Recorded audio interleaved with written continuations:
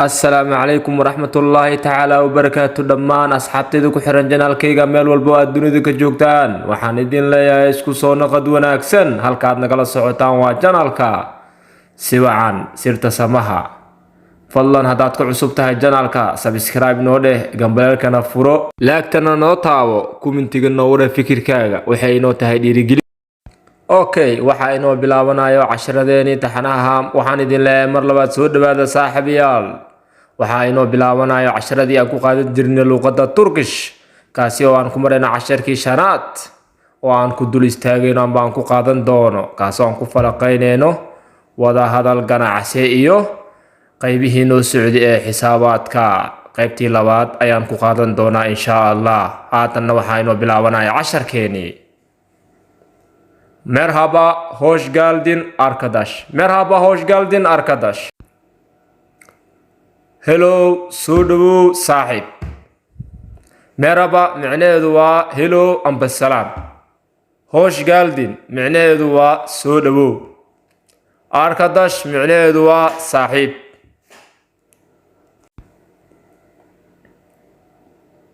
Araba iade idmak istiyorum. waxaan rabaa inaan soo celiyo baabuurkii wuxuu ka hadlayaa baabuurkii daraad uu soo gadanayay araba macnaheedu waa baabuur iade idmak macnaheedu waa soo celin istiorum macnaheedu waa waxaan rabaa daha büyük bu arabeniz var mı daha büyük bu arabeniz var mı ma haysaa baabuurkan ka weyn daha büyük macnaheedu waa kan weyn bu arabeniz waa macnaheedu baabuurkan warmi macnaheedu waa ma haysaa evet var ha waan haynaa evet macnaheedu waa maxay ha var macnaheedu waa maxay waan hayaa teşekkür ederim mahadsanid macnaheedu waa mahadsanid okay haltan waxaan inoo bilaabanayaa qaybtii labaad ee xisaabaadkii inoo socday taxanaha noo ahayd iyaduna aan ku bilaabeeno on bir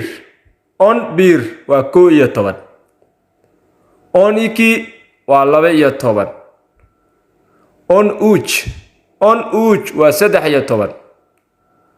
on 4 waa 14 on 5 waa 15 on alte waa 16 on yedi waa 17 on 6 waa 18 on 9 waa 19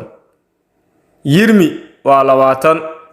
waxaan halkan ku soo gabagabeynay casharkeeni taxanaha inoo socday